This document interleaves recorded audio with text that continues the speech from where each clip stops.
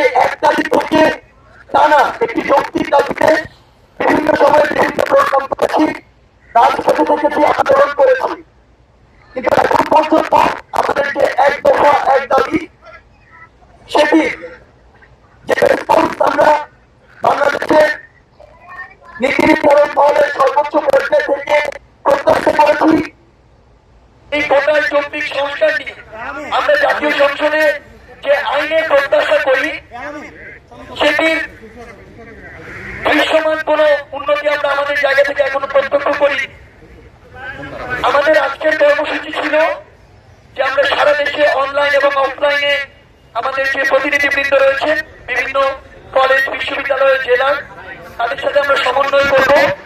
আপনাদের অবগতির জন্য জানাতে চাই, আজকে আমরা অফলাইনে ঢাকার জগন্নাথ বিশ্ববিদ্যালয়, শেরেবাংলার কৃষি বিশ্ববিদ্যালয়, ঢাকার অন্যতম 7 কলেজ সহ আমরা সরাসরি আজকে কুমিল্লা বিশ্ববিদ্যালয়ে গিয়েছিলাম।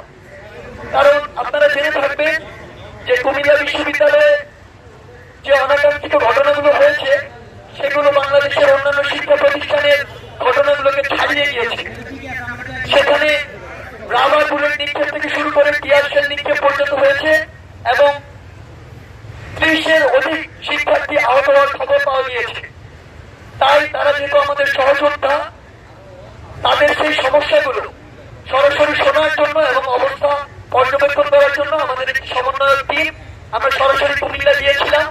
সেখানে কুমিল্লা বিশ্ববিদ্যালয়ে যারা সমন্বয় করছেন সাধারণ শিক্ষার্থীবৃন্দ এবং কুমিল্লা জেলা পুলিশ, আমরা সরাসরি জেলা পুলিশ সুপারের কার্যালয়ে গিয়ে জেলা পুলিশের সকল ঊর্ধ্বতন যারা কর্মকর্তা রয়েছে তাদের সাথে আমরা প্রায় 2 ঘন্টার অধিক সময় বৈঠক করি। আমরা আমাদের জায়গা থেকে স্পষ্ট করেছি যে আমরা এতদিন আমাদের জায়গা থেকে দেখেছি যে প্রশাসন আমাদেরকে সর্বোচ্চ সহযোগিতা করার চেষ্টা করেছে, আইন শৃঙ্খলা বাহিনী তাদের জায়গা থেকে চেষ্টা করেছে, সেই জায়গা থেকে আমাদেরও সর্বোচ্চ সচেষ্ট আমরা রয়েছি তাদেরকে সহযোগিতা করার বিষয়। কিন্তু যেহেতু আমরা একটি যৌক্তিক ও ন্যায়সঙ্গত আন্দোলনের রাজপথে রয়েছি, এখানে আমাদেরকে যদি কোনোভাবে উস্কে দেওয়া কিংবা ছাত্র সমাজের এই যে একটি যৌক্তিক চাওয়া নিয়ে যে একটি মত তৈরি হয়েছে পুরো দেশব্যাপী, সেটিকে বিভ্রান্ত করার বা অন্য কোনো খাতে নেওয়ার চেষ্টা করা হয়, তাহলে আসলে এটি কোনো ভালো ফল বয়ে আনবে না। আমরা সবশেষে কুমিল্লা বিশ্ববিদ্যালয়ে যারা সমন্বয় করছেন তাদের সাথে কুমিল্লা জেলা পুলিশ এবং প্রশাসনের যারা রয়েছে সকলের একটি সুন্দর সমন্বয় যেন গড়ে ওঠে, সেজন্য আমরা কিছু গুরুত্বপূর্ণ কার্যক্রম হাতে নিয়েছি এবং আমরা আশা করি যে এই ধারাবাহিকতা রক্ষা হওয়ার মাধ্যমে শুধু কুমিল্লা নয় বরং পুরো বাংলাদেশে আমাদের যে ন্যায়সঙ্গত যৌক্তিক দাবি সেটিকে সামনে রেখে আমাদের এই আন্দোলন ততদিন চলমান থাকবে যতদিন টোটাল যৌক্তিক সংস্কার হওয়ার মাধ্যমে জাতীয় সংসদে কোন আইন না পাশ হচ্ছে। এ পর্যায়ে আমরা দেখেছি যে বাংলাদেশের বিভিন্ন স্থানে বিভিন্ন বিষয় নিয়ে হামলা মামলার বিভিন্ন ঘটনা উঠে এসেছে, যেগুলো অনেক বেশি অপ্রত্যাশিত আমাদের জায়গা থেকে। এই বিষয়ে এ পর্যায়ে বক্তব্য উপস্থাপন করবেন আমাদের পক্ষ থেকে বৈষম্য বিরোধী ছাত্র আন্দোলনের অন্যতম সমন্বয়ক আসিফ মাহমুদ।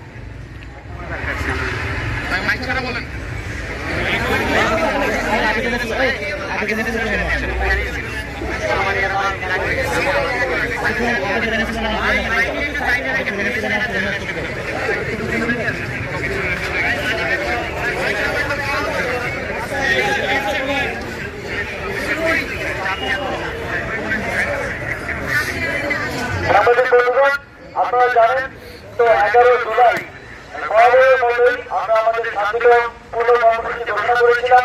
বাংলাদেশে আমরা ব্লকেট ঘোষণা করেছিলাম, কিন্তু আমরা দেখতে পেলাম প্রশাসনের পক্ষ থেকে, পুলিশের পক্ষ থেকে এবং বিভিন্ন জায়গায় সরকার দলের ছাত্র সংগঠনের পক্ষ থেকে আন্দোলনকারীদেরকে বাধা প্রদান করা হয়। এর মধ্যে চট্টগ্রাম বিশ্ববিদ্যালয়ে নারী পুলিশ দিয়ে নারী শিক্ষার্থীদের উপর হামলা চালানো হয়, সাধারণ শিক্ষার্থীদের উপর লাঠিচার্জ করা হয়।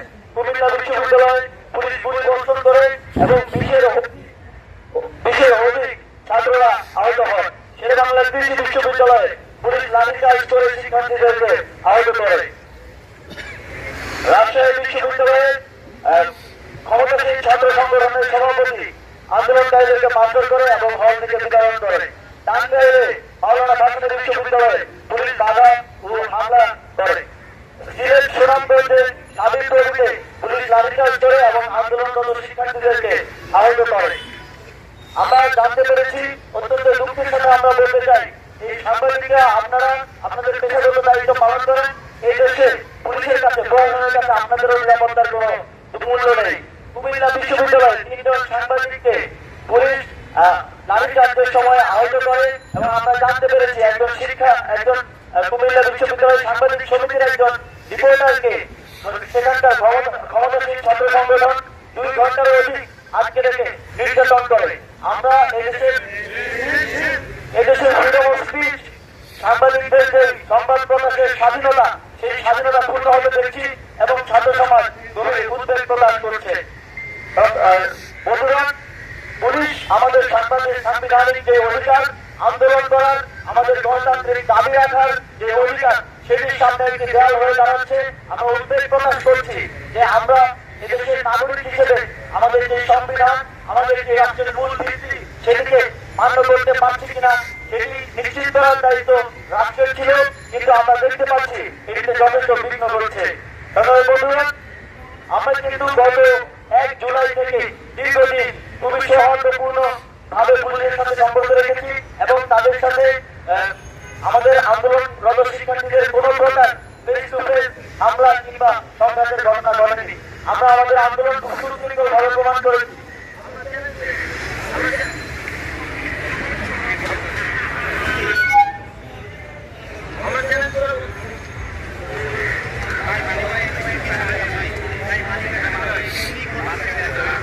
আমরা চ্যালেঞ্জ করে বলতে পারি, 10 দিনের আন্দোলনে বাংলাদেশের কোথাও কোন শিক্ষার্থী কোন ভাঙচুর, অগ্নিসংযোগ কিংবা বিশৃঙ্খলার ঘটনা ঘটেনি। আপনারা সাংবাদিক বন্ধুরাও সেটি দেখেছেন।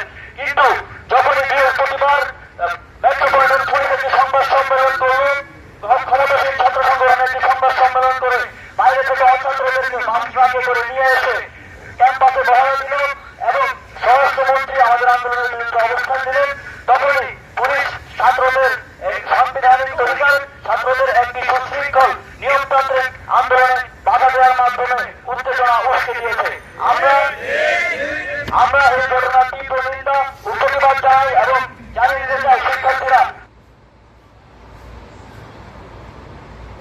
তাদের সাংবিধানিক অধিকারের প্রয়োগ করবে এবং প্রশাসনের পক্ষ থেকে আমরা সর্বোচ্চ সহযোগিতা আশা করছি।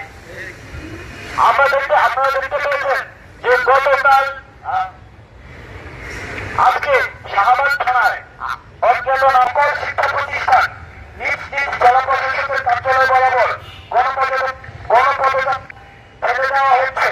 আমাদেরকে রাজপথে কর্মী বা মিডিয়ার কাছে আমাদের আহ্বান থাকবে, আমরা যেই ইস্যুতে দাবি করছি সেই ইস্যুকে আমলে নিয়ে যেতে সকল ধরনের আলোচনার আয়োজন আপনারা করেন। সবাইকে ধন্যবাদ।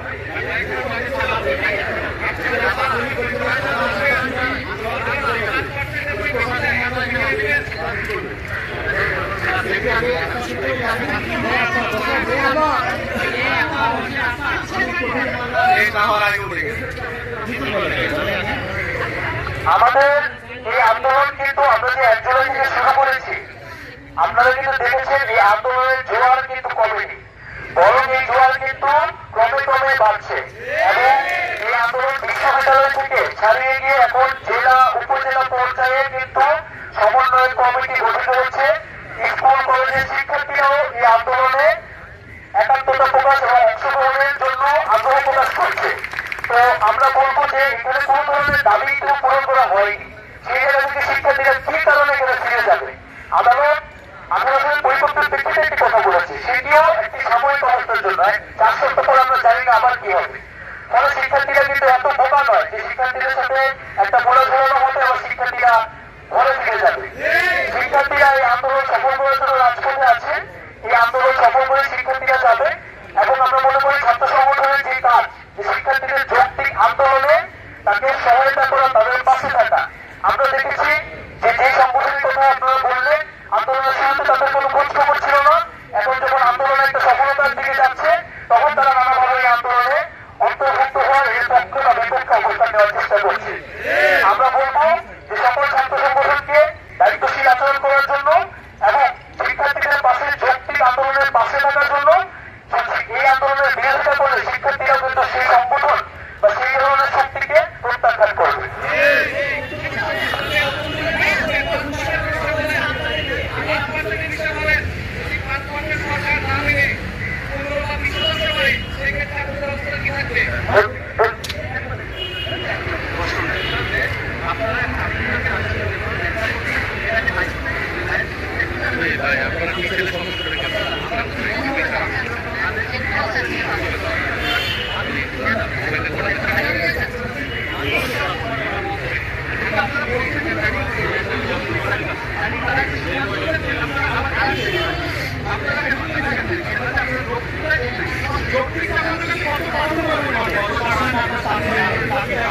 দেখুন, আমরা আমাদের এক দফা দাবিতে আমরা স্পষ্ট করেছি, আমরা 5% আমরা যৌক্তিক মনে করছি। আবার প্রশ্ন আসছে কোন কোন কোটা থাকতে পারে, সেই জায়গায় আমরা 3টি কোটার কথা বলেছি। 1 নম্বর কোটা হচ্ছে ক্ষুদ্র নৃগোষ্ঠী কোটা, 2 নম্বর কোটা হচ্ছে প্রতিবন্ধী কোটা, 3 নম্বর কোটা হচ্ছে মুক্তিযোদ্ধাদের সন্তানদের পর্যন্ত কোটা। এই জায়গায় একটা মিডিয়া টেকনিক্যাল রিলেশনের সুযোগ থাকে, হয়তো এটা আমাদের কমিউনিকেশনের ঘাটতির দ্বারা